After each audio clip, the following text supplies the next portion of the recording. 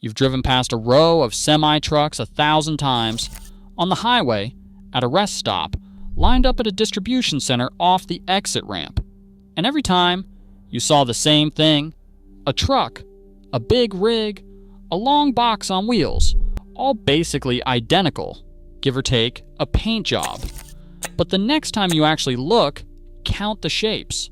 There's a flat one with steel pipes strapped to it, a round silver one, a boxy white one with a humming unit on the front, a low one with a yellow bulldozer chained to its deck, a double-decker with 8 new cars stacked on it. They aren't variations. They're entirely different machines built for entirely different jobs, and the American highway has at least 15 of them rolling at any given second. So why didn't we just settle on one? The answer most people would give is the obvious one: different cargo, different container. That's true, but it's not actually the reason these designs look the way they look. The real answer is buried in a law. Congress wrote in 1982 a piece of math from 1975 and a string of historical disasters most drivers today have never heard of. And the proof that you're already part of this system is sitting in your kitchen right now. Every product you've ever bought rode on a trailer engineered specifically for that product, and the wrong trailer would have destroyed it. But let's start with what almost everyone gets wrong. The surface answer is the one anyone would give if you asked them at a gas station. Different cargo needs different containers. You cannot haul gasoline in a wooden crate. You cannot haul a bulldozer in a refrigerated box. So you get a tanker for liquids, a reefer for cold stuff, a flatbed for things that do not fit, a dry van for everything else, and an auto hauler for cars. 5 trailers. Problem solved. Except that explanation collapses the second you look at the lineup. The dry van, the boring white box that hauls roughly half of everything on the road, is 53 feet long. The tanker next to it carrying gasoline is shorter, often around 42 feet. The flatbed is 48 to 53 feet. The lowboy carrying the bulldozer has a deck that sits about 1 foot off the ground. The heavy haul rig at the back has 8 axles instead of 5 and needs its own pilot car. None of these dimensions are accidents. They were chosen by Congress, and the trailer designers built around the numbers they were given. A trailer shape isn't a response to what's inside it. It's a response to what's allowed on the road. The federal government decided in 1982 that no trailer on the interstate could exceed 53 feet in length, 102 inches in width, or 80,000 pounds gross weight, including the truck pulling it. And here's where the math gets cruel. A 53-foot tanker full of gasoline would weigh roughly 100,000 pounds, which is 20,000 over the federal limit. So the tanker has to be shorter. Not because gasoline doesn't need a big container, because the law won't allow it. Every trailer on the highway is a compromise between what the cargo demands and what the federal government permits. But the strangest piece of all this is the math Washington wrote in 1975 to keep America's bridges from collapsing. It is called the Federal Bridge Formula. It does one thing. It sets the maximum weight that can sit on any group of axles based on how far apart those axles are spaced. Closer together means less allowed weight. Farther apart means more allowed weight. The reason is structural. When a heavy truck rolls across a bridge, the bridge flexes. Concentrate the weight on a short wheelbase, and the bridge takes a sharp, localized hit. Spread it over a longer wheelbase, and the load is distributed across more of the bridge's span. The bridge formula is the federal government's way of saying you can be heavy, but only if you are long enough to carry it safely. This is why a heavy haul trailer does not look like a regular trailer. It has 6, 7, 8, sometimes 9 axles spread across the entire length of the rig. The cargo on top might weigh 120,000 pounds. The trailer itself is built like a stretched centipede, so the bridges underneath it do not fail. Standard interstate limits are 20,000 pounds on a single axle and 34,000 pounds on a tandem pair. Push past either, and you need a permit, additional axles, or both. Take car haulers. 8 new cars at roughly 4,000 pounds each is 32,000 pounds, but that weight is stacked vertically across multiple decks, which forces a specific profile under the federal 13 feet 6 inches height limit most states enforce. Hit a low overpass, and you're not just damaging the trailer, you're shutting down an interstate. Every trailer length, every axle position, every door placement on the American highway is a piece of federal legislation made visible in welded steel. And the law itself is sitting in your kitchen in a way you've never noticed. We'll get there.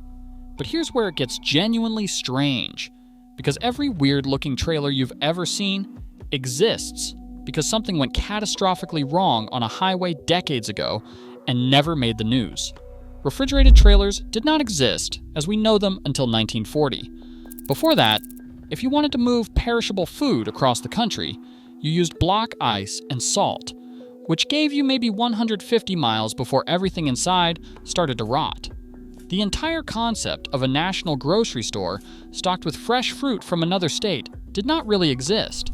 Then a self-taught black inventor named Frederick McKinley Jones, who had never finished elementary school, co-founded Thermo King in 1938 and patented the first practical mechanical refrigeration unit small enough to mount on a truck. The patent was filed in 1940. Before Jones, strawberries from California did not make it to Chicago. After Jones, they did. The reefer trailer is a monument to one inventor, and it is not the only one. Tankers used to be smooth, empty tubes. Then drivers started dying. A half-full tanker behaves like a wave pool. When the truck brakes, the liquid slams forward into the front bulkhead and either pushes the truck through the intersection or pitches the whole rig forward. Tanker baffles, internal walls with holes in them, were the engineering response. But food-grade tankers cannot use baffles because they are impossible to clean to sanitary standards. So milk tankers run completely full or completely empty, never in between, because anything in between is a rolling crash. Lowboy trailers exist because of bridge strikes. Put a 12-foot bulldozer on a standard flatbed, and you are already at 16 feet. Most interstate overpasses are 13 feet 6 inches. The lowboy was engineered to drop the cargo deck to inches above the road surface, buying back enough headroom to legally clear bridges.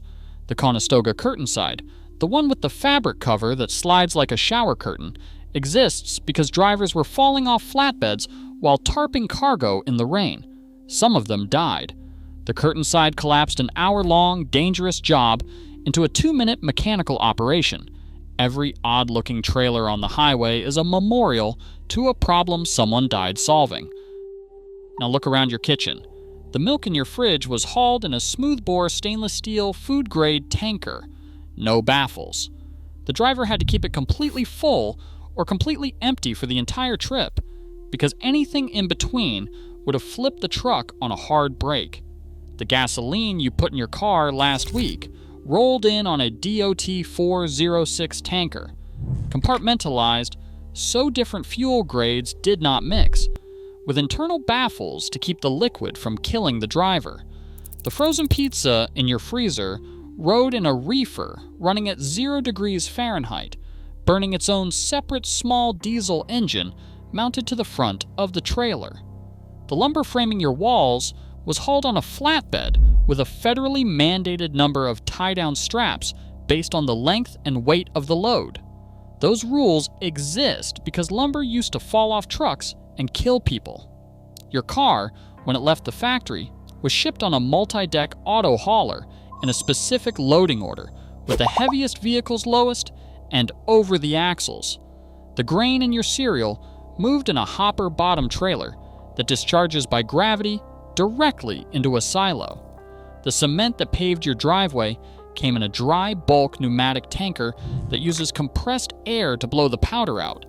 The new washing machine you ordered online came in the most boring trailer on the road, the dry van, the workhorse, possibly more than half of all heavy trailers in the country. Every meal, Every appliance, every piece of building material, every gallon of fuel, every grain of cereal, every bottle of milk you have ever consumed arrived in one specific kind of trailer engineered specifically to carry that thing. So here's where you actually land. You pulled up to that rest stop, or that distribution center, or that stoplight, and you thought you were looking at a row of trucks. Just trucks. Big rigs. The boring infrastructure of the road. But what you were actually looking at was a federal-length law from 1982, a bridge formula from 1975, an inventor in 1940 who made the National Grocery Store possible, and decades of fatal accidents that forced baffles into tankers and straps onto flatbeds. You're not looking at trucks.